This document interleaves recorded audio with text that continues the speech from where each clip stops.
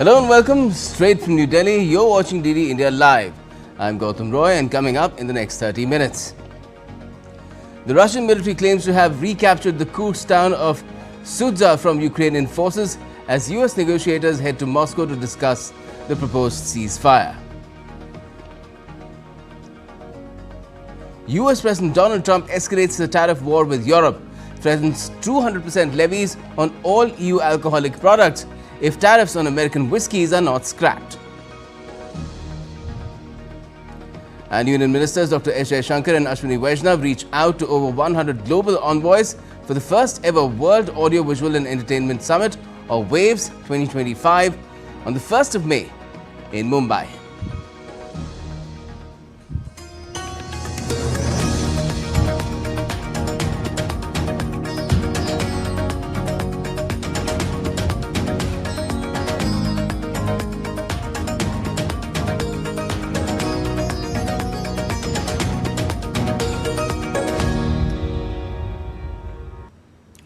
First up, US Special Envoy Steve Witkoff is in Moscow for talks on a possible ceasefire between Russia and Ukraine as Washington seeks to present its plan for a 30-day ceasefire. This visit is happening as Russia has expressed readiness for talks, with Foreign Ministry spokeswoman Maria Zakharova confirming possible contacts on Thursday. For our part, we will be ready to discuss the initiatives outlined there during future contacts with the American side. I can also say that such contacts are possible today, and we will definitely inform you of their results, depending on the specifics that we have. Further, the Russian Foreign Ministry spokesperson said that Russia would view deployment of any foreign troops or the construction of foreign military bases in Ukraine as unacceptable and take appropriate measures, noting that such activity would mean direct involvement of foreign countries in the conflict with Russia.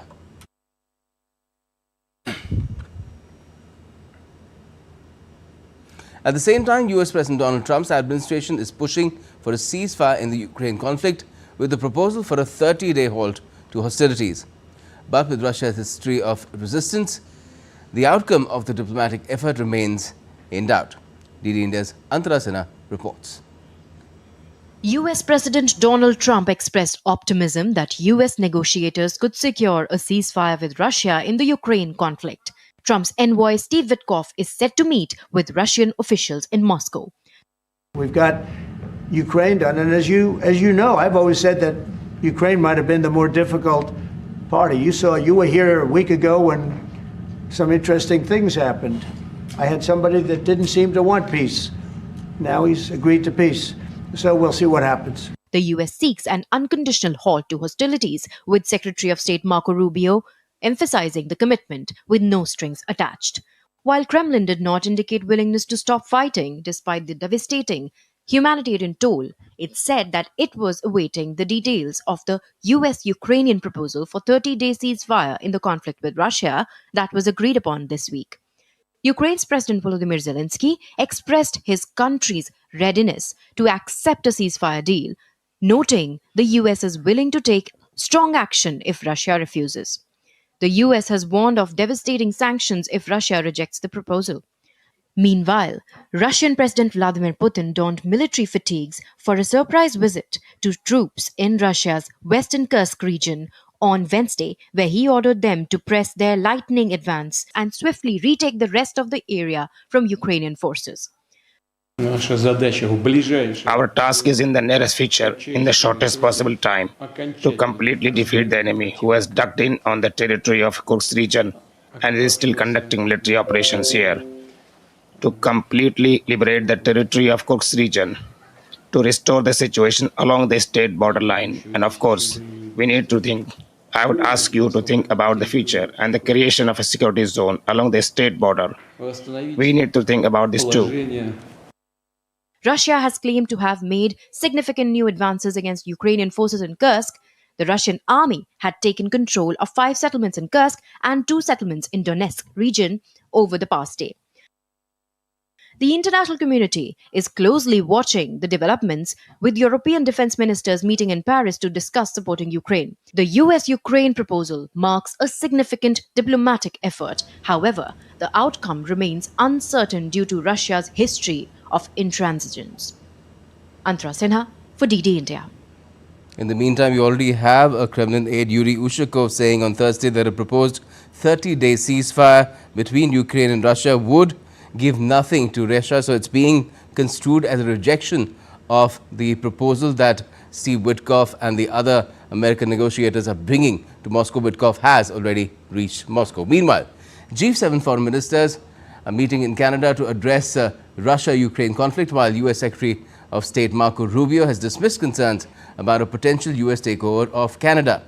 U.S. Secretary of State arrived in Canada ahead of a G7 meeting, marking the first visit by a U.S. official since President Trump's return to power. Marco Rubio emphasized that the meeting will prioritize pressing global issues such as the Ukraine conflict, rather than addressing Trump's contentious remarks about annexing Canada. The U.S. Secretary of State is attending alongside representatives from the UK, France, Germany, Italy, Japan and the European Union. Russia has presented the U.S. with a list of demands for a deal to end its war against Ukraine as well. Now, as Donald Trump has threatened to put a 200% tariff on all alcoholic products coming out of European Union countries, he's upping the ante in his tariff war.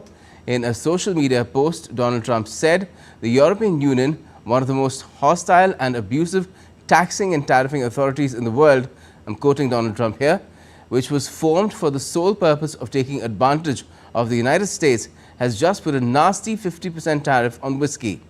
He also said if this tariff is not removed immediately, the US will shortly place a 200% tariff on all wines, champagnes, champagne is only confined to one part of France, and alcoholic products coming out of France and other EU represented countries.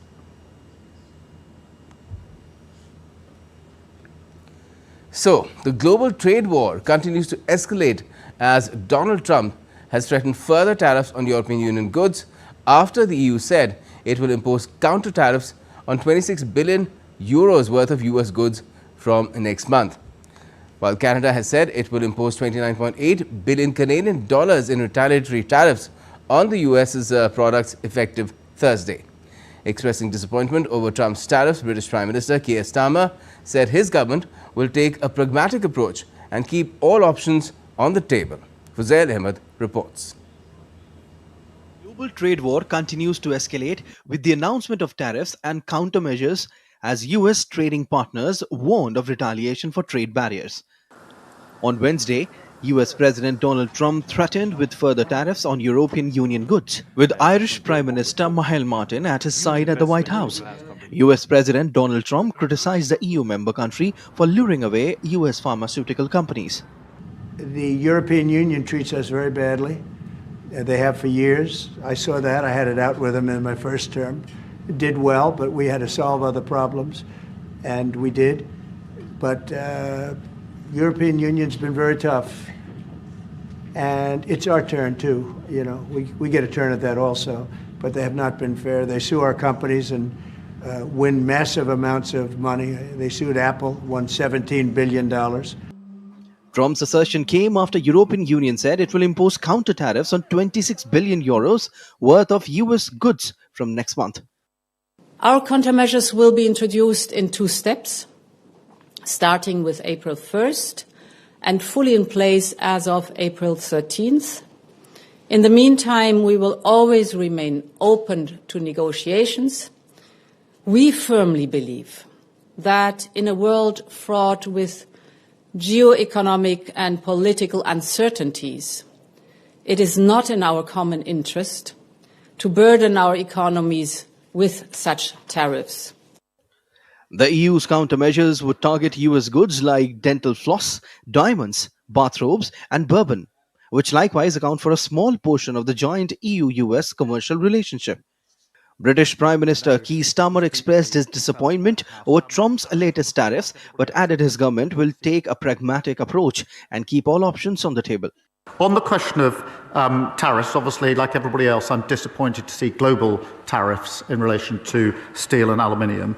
But we will take a pragmatic approach. We are, as he knows, negotiating an economic deal which covers and will include tariffs if we succeed, but we will keep all options on the table. Canada too announced reciprocal tariffs on US imported goods. I am announcing that the Government of Canada, following a dollar-for-dollar approach, will be imposing 25% reciprocal tariffs on an additional $29.8 billion of imports from the United States. Mexican President Claudia Sheinbaum said her country will not immediately retaliate against steel and aluminium tariffs imposed by Trump, adding she will wait until April 12th. Trump's focus on tariffs has rattled investor, consumer, and business confidence and raised recession fears. Close US allies Britain and Australia criticized the blanket tariffs but ruled out immediate tit-for-tat duties. While Brazil, the number 2 provider of steel to the United States, said it would not immediately retaliate. Fuzail Ahmed reports for DD India. Democratic US Representative John Larson has criticized Elon Musk on Wednesday for failing to appear before a hearing of the House Ways and Means Committee, shouting at his Republican colleagues for blocking Musk's testimony. Larson accused Republicans of prioritizing Tesla CEO Musk and US President Donald Trump over their legislative oversight duties. Why I do not understand why you would relegate this committee to no longer being of significance and resort to saying you will do whatever Elon Musk and Donald Trump tell you to do. Where's the independence of the committee? Where's the legislature? We're an equal branch of government. And you start off with a blather? That does not put him above the law or the responsibility to come before this committee in this Congress. If he's so great, if these plans and all the fraud and abuse that he found are so evident, why isn't he here explaining it? So the Democrats seem to be trying to find their lost voice after the election results in November. Now, Mark Carney will be sworn in as Canada's 24th Prime Minister on Friday morning. Prime Minister Justin Trudeau will submit his resignation prior to his successor assuming charge. Carney, a former central banker who led the Bank of Canada as well as the Bank of England, was elected leader of the Liberal Party of Canada on Sunday.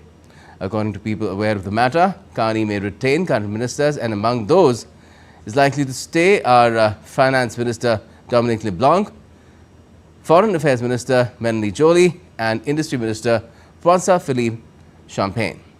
Carney comes to power at a time when US President Donald Trump has announced major tariff policy changes across countries, including Canada, and he's got very limited time to address these challenges as well, since Canada will be due for elections later this year. And still to come in this edition of DD India Live. In Pakistan, at least 25 remains have been retrieved from the train siege as Pakistan's Prime Minister Shehbaz Sharif visits Quetta. And Prime Minister Surya Ghar's scheme in India crosses milestone of 1 million rooftop solar installations.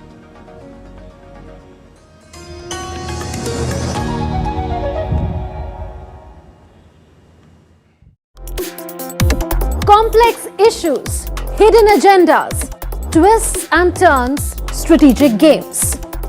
We think all dots are linked. We just need to connect them.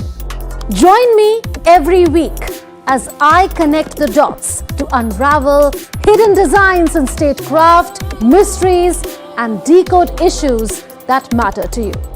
Watch Connecting the Dots with me at these times on DD India.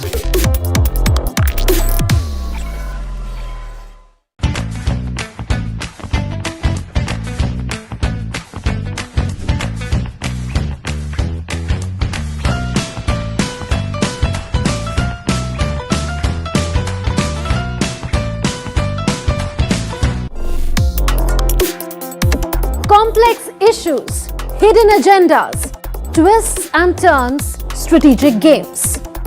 We think all dots are linked. We just need to connect them.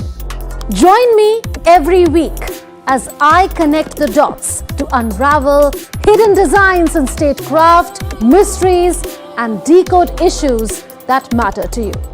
Watch Connecting the Dots with me at these times on DD India.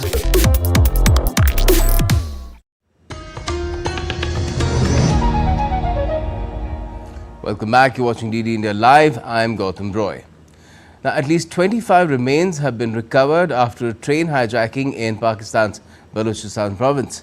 Separatist militants bombed a railway track and stormed the train with 450 passengers. Security forces killed 33 attackers and rescued over 340 hostages in a two-day operation. The Baloch Liberation Army claimed responsibility for the attack.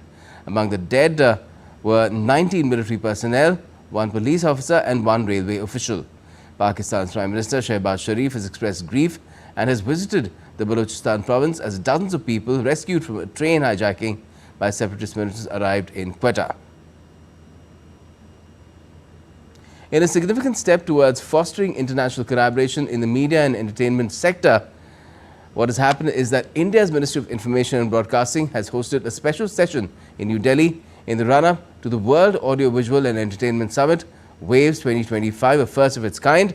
The WAVES session is seeking to invite participation from different governments in a crucial global media dialogue scheduled to be held on the 2nd of May this year, ahead of the first WAVES declaration to be adopted in Mumbai.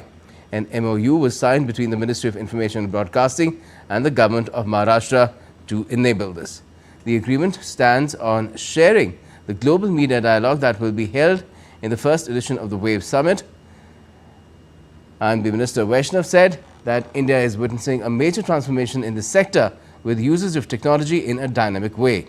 He added that $1 billion fund will be generated for a creator economy. There is a major transition in the world of media and entertainment.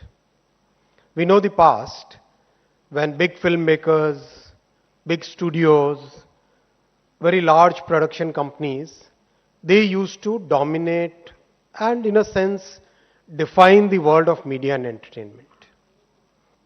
That world where the community of creators was a small community is changing in a very major way because of the intersection of 3 different worlds: the world of creativity, the world of media, and the world of technology.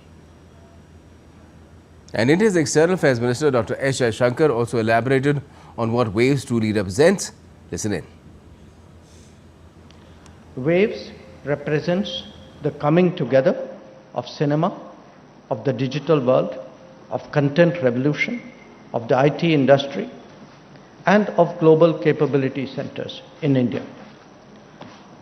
Now, on its part, India happens to be a prolific producer, a mass consumer, an enthusiastic innovator, and an active global contributor. And Maharashtra Chief Minister Devendra Fadnavis said that the city of Mumbai is a perfect place to host the summit and added that it will boost the economy of the region as well. Maharashtra, and particularly Mumbai, is the perfect backdrop for this prestigious event. The city that never sleeps. Its roads are not just paved with gold dust, but also with the stardust. Mumbai is also the financial, commercial and entertainment capital of India, embodies the spirit of storytelling, creativity and innovation, values that align seamlessly with the objectives of WAVES 2025. And India's Secretary of Information and Broadcasting Sanjay Jaju highlighted various initiatives that will be held under the WAVES platform. He added that WAVES Bazaar will provide a marketplace for business partnerships and content acquisition, including the launch of the first ever e-Bazaar for year-round global content trade. WAVES Bazaar, a one-of-its-kind initiative, would be a marketplace which would offer content showcase alongside buyer-seller meets to foster business opportunities. WaveX, which is the Waves Accelerator, will allow the moving startup sector to get mentorship and funding. Waves Culturals and Concerts would have everything from classical performances to large-scale live performances and concerts which would blend both Indian as well as international talent. Now, in a major boost to India's ambitious future space missions, the Indian Space Research Organisation, or ISRO, has successfully completed undocking of SpaceX satellites. The space agency also revealed key sequence of events, including success of SDX-2 extension, capture lever 3 released as planned, capture lever in SDX-2 disengaged, and decapture command issued in SDX-1 and SDX-2. And congratulating ISRO for the achievement, India's Minister of Science and Technology, Earth Sciences, Dr. Jitendra Singh, said that SpaceX satellites have accomplished the unbelievable dedocking, adding that this would pave the way for smooth conduct of ambitious future missions, including the Bharatiya Antariksh Station, Chandrayaan-4 and Gaganyaan. The minister further noted that Prime Minister Narendra Modi's continuous patronage keeps the spirits soaring. PM Surya Ghar Muft Bijli Yojana, the world's largest domestic rooftop solar initiative, has achieved a historic milestone, with 1 million homes now powered by solar energy. With over 4.7 million applications, the initiative has already disbursed 4,770 crores in subsidies to over 6 lakh or 600,000 beneficiaries. Launched by Prime Minister Narendra Modi in February last year, this groundbreaking initiative aims to provide free electricity to households by facilitating the installation of rooftop solar panels. Prasar Bharati's shared audiovisuals for broadcast and dissemination has completed its 1 year on Thursday. Shabd was launched in March as a shared feed service to provide access to logo-free daily news items across various formats, including video, audio, text and photos to media organizations. On this day, Prasar Bharati is pleased to announce that free access to Shabd will remain free till March 2026. This will help the media organizations, especially the smaller ones, immensely. Now, the vibrant Indian Festival of Colours, Holi, was celebrated with grandeur in the National Media Centre in New Delhi. The event was hosted by Union Information and Broadcasting Minister Ashwini Vaishnav. This Holi event brought together dignitaries, media professionals and cultural enthusiasts to embrace the spirit of unity and festivity with the colours, announcing the arrival of spring season. With live music, traditional delicacies and colours of the festive season, the event was a delightful occasion for the media fraternity, which also reflected the cultural richness of India. And ahead of the main celebrations on Friday, the festival of Holi has begun across the country, with people coming together to celebrate with colours, music and festivities. In a heartwarming display of unity and festivity, the Border Security Force personnel stationed at the Indo-Pak border celebrated Holi with zeal, marking the spirit of the festival, while singing traditional Holi songs and participating in dance and music sessions.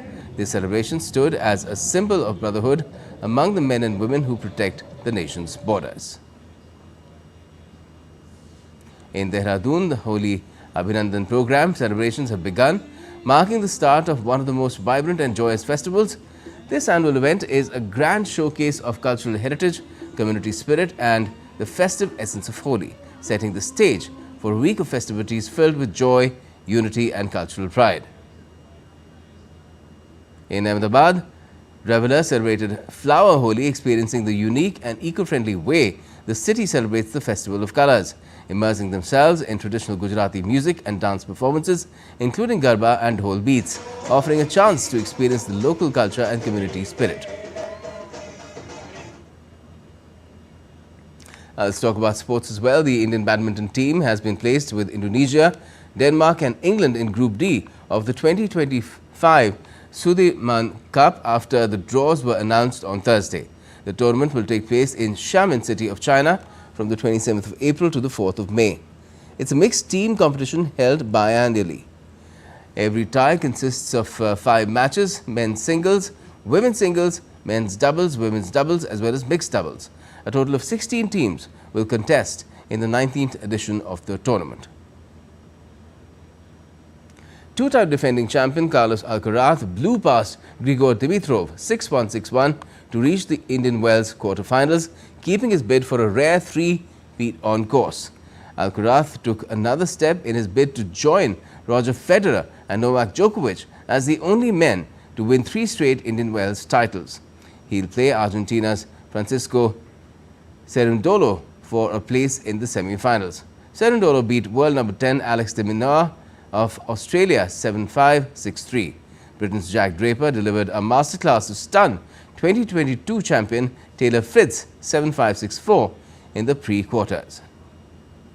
And Belinda Bencic upset world number 3 Coco Gauff 3-6, 6-3, 6-4 to reach the quarterfinals. Switzerland's Bencic dominated after losing the first set.